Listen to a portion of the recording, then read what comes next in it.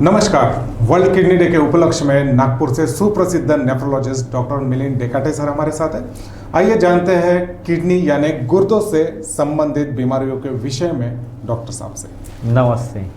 Doctor साहब, अगर हम बात करें किडनी से संबंधित बीमारियों के बारे में, तो ऐसे कौन कौन से मुख्य प्रकार है किडनी से संबंधित बीमारियों को लेकर?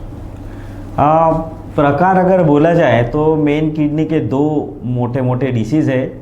एक बोलेंगे एक्यूट किडनी इंजरी, जिसको बोलते हैं तात्पुरता किडनी का डिसीज़, जो usually most of the time recover होता है। और दूसरा है क्रॉनिक किडनी डिसीज़। ये स्लोली आता है, जैसे हमें पता ही नहीं चलता है, और ये प्रोग्रेसिव होता है, और मोस्ट ऑफ द टाइम ये एंड स्टेज किडनी डिसीज़ या किडनी फेलियर के लिए ये कारण बन जाता है।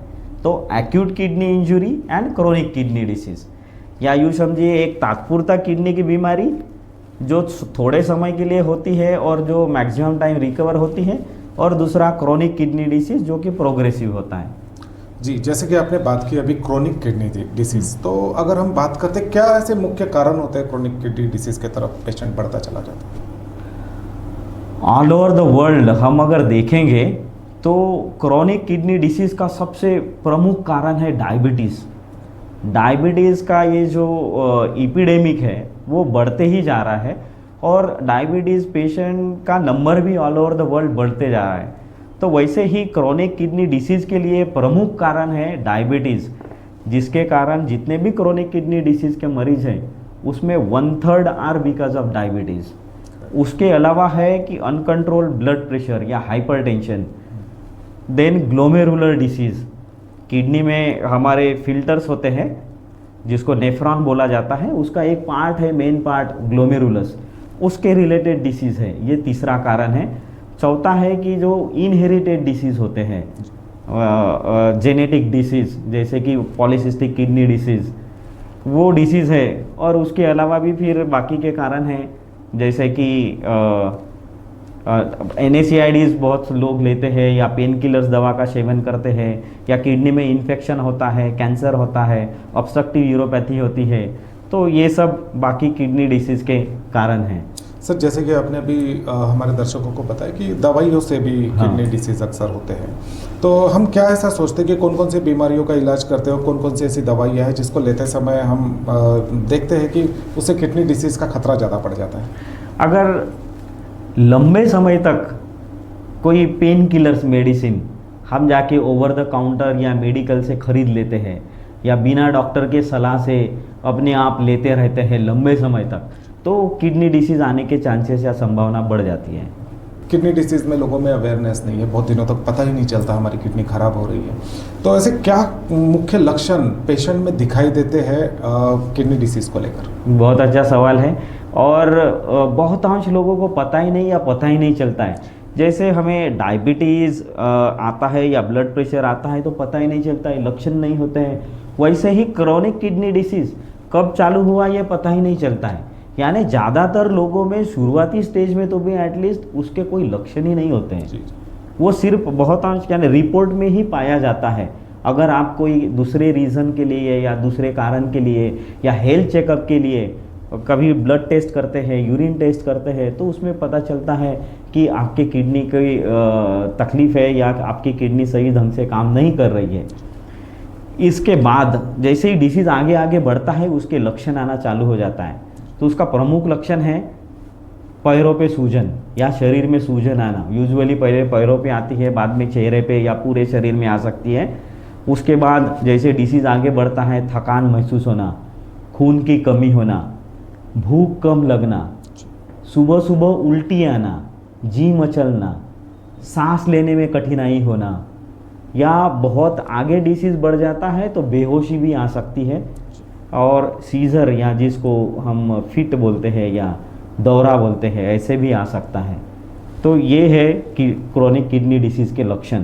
बट यूजुअली ये शुरुआती स्टेज में असिम्प्टोमेटिक होता है या उसके कोई लक्षण ही नहीं होते हैं, और ये पेशेंट को या मरीज़ को पता ही नहीं चलता है कि कब हमें डिसीज़ आ गया। 30% लोग तो हमारे पास ऐसे आते हैं जहाँ पे हमें बताना पड़ता है या कि आपकी दोनों किडनी अभी लगभग काम नहीं कर रही है और दूसरे रीनल रिप्लेसमेंट थेरेपी जैसे कि डायलिसिस या ट्रांसप्लांट, उसका सहारा लेने का अभी टाइम है। यानी बहुत दिनों स्टेज तक पता 5 नहीं होने चलता। तक 30% लोग जो फर्स्ट विजिट में हमें पता चलता है कि इनके किडनी के स्टेज बहुत ज़्यादा है और अभी कोई ना कोई रीनल रिप्लेसमेंट थेरेपी की ज़रूरत है, तब वो आश्चर्यचकित हो जाते हैं।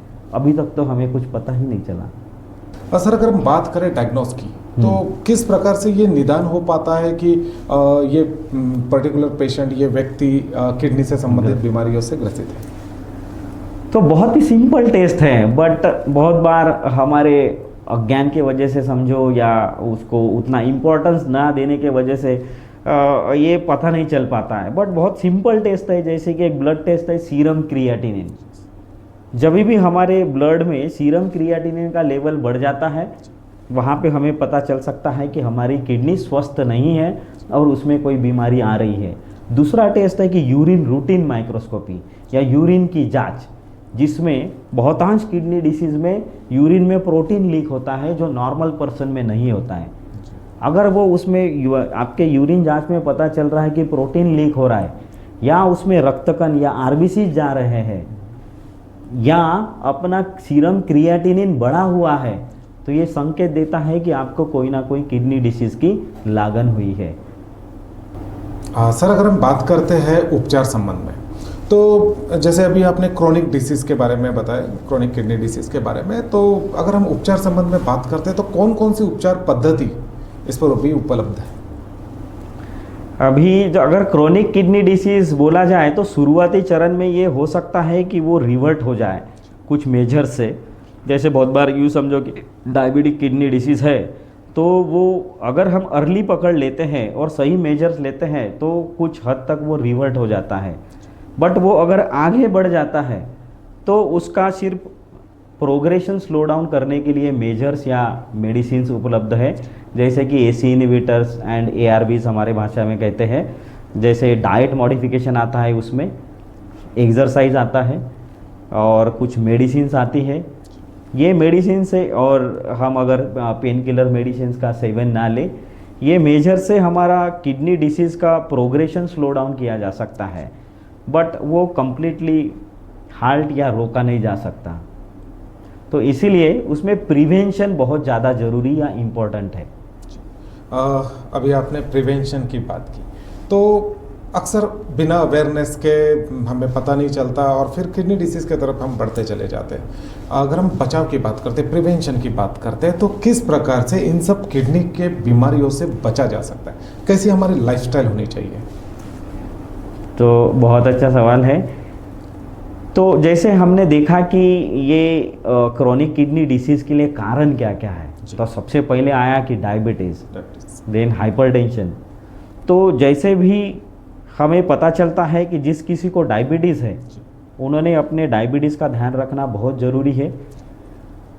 उनका blood sugar time to time control रखना बहुत ज़रूरी है, जिससे कि किडनी डिसीज़ आने ही ना दे, तो उसको बोलेंगे प्रिवेंशन। अगर ब्लड प्रेशर है तो उसको भी कंट्रोल रखना है लंबे समय तक, क्योंकि 10 साल या उससे ज़्यादा का अनकंट्रोल डायबिटीज़ या ब्लड प्रेशर हमारे किडनी को डैमेज कर जाता है। तो उसको दोनों को कंट्रोल रखना सबसे पहले हमारी जिम्मेदारी है, अगर किडनी डिसीज़ से बचना है तो।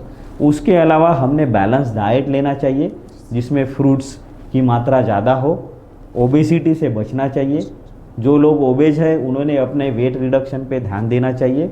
जिनको डायबिटीज़ है उन्होंने डायबिटीज़ कंट्रोल रखना चाहिए। जिनको हाइपरटेंशन है उन्होंने हाइपरटेंशन कंट्रोल रखना चाहिए।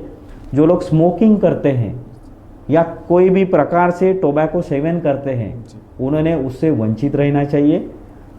या उसके बाद ओवर द काउंटर जो मेडिसिन लेते हैं हम, पेन किलर्स, वो नहीं लेने चाहिए।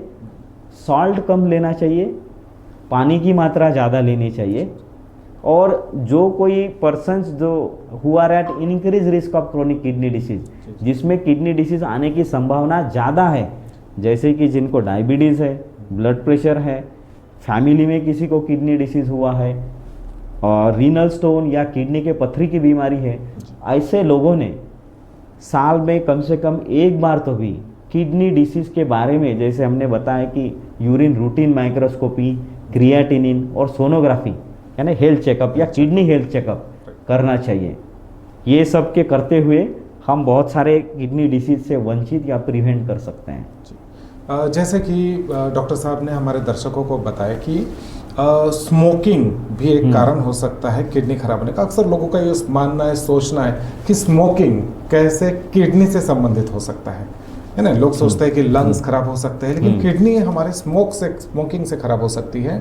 तो सर इसको थोड़ा सा हमारे दर्शकों को बताइए कि स्मोक से कैसे किडनी खराब हो सकती है। अब बहुत बार यानी स्मोकिंग से जो ब्लड वेसल से मसल्स होते हैं ब्लड वेसल्स में, तो जो वस्कुलर कॉन्ट्रैक्शन होता है या किडनी को ब्लड फ्लो कम होता है, और भी एथेरोस्क्लेरोसिस डिसीज भी स्मोकिंग से जल्दी आता है।